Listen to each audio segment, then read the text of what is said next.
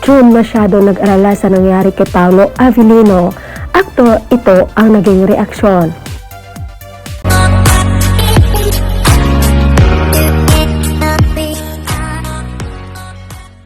Kim June masyado nag-alala sa nangyari kay Paolo Avellino. Aktor, ito ang naging reaksyon.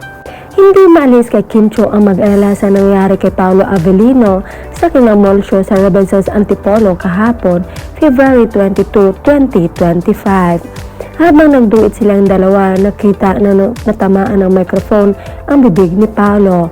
Agad namang lumapit ang aktres at tinawakan ang mukha ng aktor. Kahit sa ganun nangyari, patuloy pa rin ang pagkanta ni Paolo at nanghingi ito ng halikan ng aktres ang natamaan ng microphone. Ilang beses na itong itunuro kay Kim at napahiyaw naman ng gusto ang mga audience. Subalit, dinuro lang ito ng aktres ang mukha ng aktor. Heret naman ng mga netizens, nag-worry si Kemi, kiss niya daw maya para gumaling.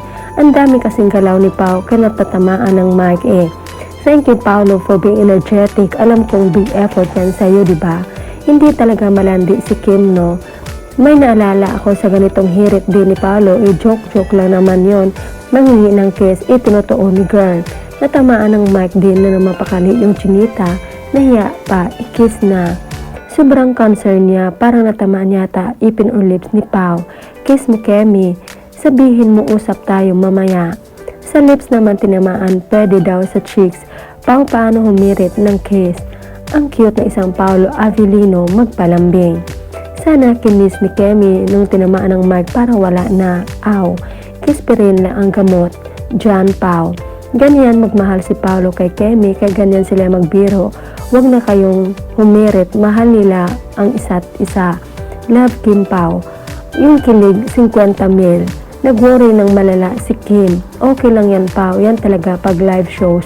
Yung dulo sa mic ni Pao na tamaan na balikat ni Kim, inulit-ulit ko 100 times. Nagbibiro lang naman si Pao para i-kiss siya ni Kim.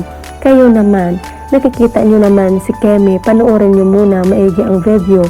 Cute ni Pao, magpapansin kay chinita niya. Parang wala namang tumama, gusto lang ata ni Pao i-kiss ni Kim yung kunwaring tinamaan.